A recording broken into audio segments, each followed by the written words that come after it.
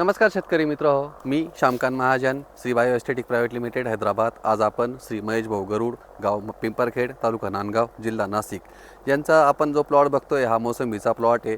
जवळपास यांचा 1500 झाडांचा प्लॉट आहे। हे जे झाडं आहेत हे जवळपास 5 वर्षाचे झाडं आहे आणि हा प्लॉट 700 झाडांचा आहे। आणि जो तिकडचा प्लॉट आहे हा 6 वर्षाचा जवळपास 700 झाडांचा प्लॉट आहे। रंगपूल न्यूझीलंड नावाची व्हरायटी त्यांनी आजच्या 5-6 वर्षापूर्वी लावल्यानंतर चालू वर्षी त्यांनी प्रथमच या बागेतून उत्पन्न घेतल्यानंतर त्यांना या 1500 झाडांमधून जवळपास 61 टन माल हा 22 रुपयाच्या रेटने मार्केटला गेल्यानंतर शेतकऱ्याची प्रतिक्रिया अतिशय ऐकून मला आनंद झाला। शेतकरी खूप समाधानी आहे। आज मागील 1-1.5 वर्षापासून आपण 2 वर्षापासून मोसंबीचे रेट जर बघितले असता हे 20, 22, 24, 30च्या घरामध्ये आहेत। आणि ज्यावेळेस शेतकऱ्यांचं झाड हे 5 वर्षानंतर मोठं होऊन जातं तर एक झाड आपल्याला 60 किलो, 80 किलो, 100 किलो, 120 किलोपर्यंत माल देत असतं।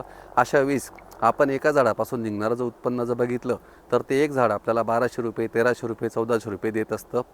त्या कंपॅरेटिव्हली जर महेश भाऊंनी चालू वर्षी या 1500 झाडांचा जर खर्च बघितला असता तर तो 2,10,000 केला होता। आणि 2,10,000च्या कंपॅरेटिव्हली आपल्याला ह्या मोसंबीच्या झाडापासून अतिशय चांगल्या प्रकारे आर्थिक उन्नती होऊ शकते। तर मागील 1-1.5 वर्षापासून या पिंपरखेड गावामध्ये, खास करून नांदगावमध्ये हे ज्या गावात आहे, पाण्याची पातळी ही चांगली असल्यामुळे आपल्या या पंचकृषीमध्ये मोसंबीची लागवड ही मोठ्या प्रमाणामध्ये झालेली आहे। आणि अशा प्रमाणामध्ये असताना ज्या ठिकाणी आपल्याकडे जमिनीचा प्रकार हा काळा येतो, या ठिकाणी जर आपण जमिनीचा प्रकार बघितला तर हा काळा असून 2-2.5-3 फुटापर्यंत काही जमीन व खाली मुरमाड जमीन असल्यामुळे आपल्याला इथे वापसा कंडिशनला काही अडचण येत नाही। आणि इथून पुढे जे शेतकरी बांधव मोसंबीची तयारी करतात ते जे शेतकरी 20 डिसेंबर, 22 डिसेंबर किंवा 24 डिसेंबर, 30 डिसेंबरच्या हिशोबाने मोसंबी, संत्रा आणि लिंबू या पिकांना पाणी दिल्यानंतर आपण आंब्या बहार पकडणार आहे।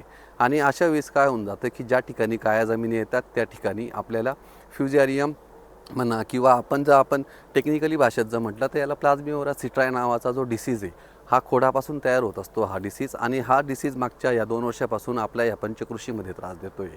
तर अशा वेळेस ही जी फ्युजारियम किंवा ही जी विल्टिंगचा जो प्रॉब्लेम आहे हा जर आपल्याला सॉल्व करायचा असेल तर आपण कोणकोणते प्रिकॉशन शेतकरी बांधवांनी, खास करून मोसंबीधारकांनी घ्यायला हव्या त्याबद्दलचा हा व्हिडिओ असेल।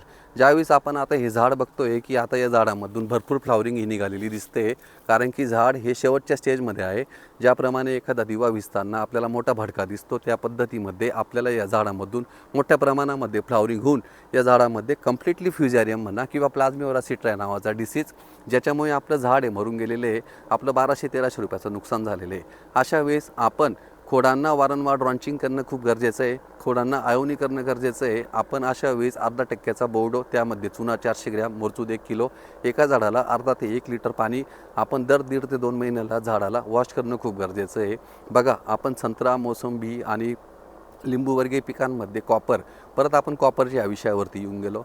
कॉपर या झाडांना खाऊ घालावं लागतं। हे बहुवार्षिक पिकं आहे। जो बहुवार्षिक पिकांमध्ये जर म्हटलं शेवगा, आंबा, मोसंबी, संत्रा हे जे पिकं आहे, डाळिंब, या पिकांना आपण खोड हे वॉश करणं गरजेचं आहे।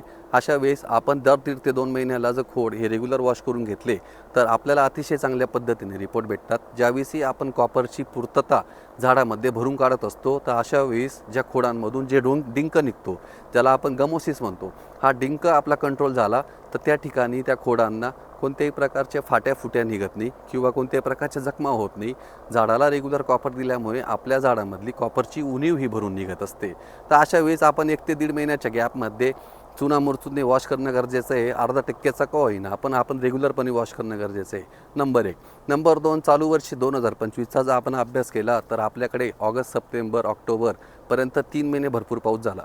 आणि या पाऊस पडल्यानंतर आपल्याला असं जाणवलं की जमिनींमध्ये वापसा कंडिशनच गायब झाला, जमिनीमध्ये पाण्याची पातळी ही मोठ्या प्रमाणामध्ये भरून निघाली। तर अशा वेळेस आपण वापसा कंडिशन निर्माण करणं हे खूप गरजेचं आहे। ज्यावेळेस आपली मुळी 24 तास, 48 तास, 72 तासाच्या वरती जर कंटिन्यू पाण्यामध्ये असेल तर त्या ठिकाणी पिथियम नावाची डिसीज ही तयार होत असतो। आणि पिथियममुळे काय होऊन जातं की ज्या ठिकाणी कॉम्पॅक्टपणा येतो जमिनींना, पिथियम डिसीज जसा आपल्या मुळीमध्ये तयार झाला त्या ठिकाणी परत आपल्याला फ्युजारियम विल्टिंगचा प्रॉब्लेम हा जाणवत असतो। परत आपण भौतिक गुणधर्मांवरती आलो तर आपल्याला आपल्या जमिनींचा सेंद्रिय कर्ब जर वाढवायचा असेल तर आपण श्री बायोकडनं इंडी रूट्स प्रति झाड 100 ग्रॅम प्रति झाड जर आपण जर वापर केला तर त्यामधून आपण ऑर्गॅनिक कार्बन, इलेक्ट्रिकल कंडक्टिव्हिटी म्हणजे पाण्याची क्षारताही कमी करून घेतो आणि जमिनीचा जो pH आहे जो अल्कधर्मीय होऊन गेला आहे आपल्या भागात 8.5 9.5 तो आपण 7.5 पर्यंत आणण्याचा प्रयत्न आहे.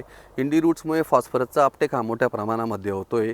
जे शेतकरी आंब्या बहारामध्ये बाग पकडणारे त्या ठिकाणी फॉस्फरसची फूल निघण्यासाठी फार महत्त्वाची गरज आहे. फूल चांगलं आलं तर सेटिंग चांगली होईल, सेटिंग चांगली आली तर आपला माल हा 80 किलो 100 किलो 150 किलोपर्यंत निघू शकतो. आणि त्या माध्यमातून जमिनीमध्ये वापसा कंडिशन आपल्याला पुढचे 6-7 महिने आणि पाऊस पडल्यानंतर सुद्धा वापसा कंडिशन निर्मिती राहावी या दृष्टिकोनातून आपण इंडी रूट्स या प्रोडक्टचा वापर करावा. त्यासोबतच आपण हॅलोचेक या उत्पादनाचं ॲप्लिकेशन हे देत असतो. हॅलोचेकमुळे आपल्याला पाण्यामध्ये जे क्षार जे मोठ्या प्रमाणामध्ये रासायनिक खतांचा वापर शेतकरी बांधवांनी मागच्या 40-50 वर्षात केलेला आहे, अशा वेळेस आपण क्षार कमी व्हावे या दृष्टिकोनातून हॅलोचेक इंडी रूटसोबत तेच कॉम्बिनेशन हे द्यावं. जास्त आपल्याला खर्च करण्याची या पिकांमध्ये गरज नाही आहे.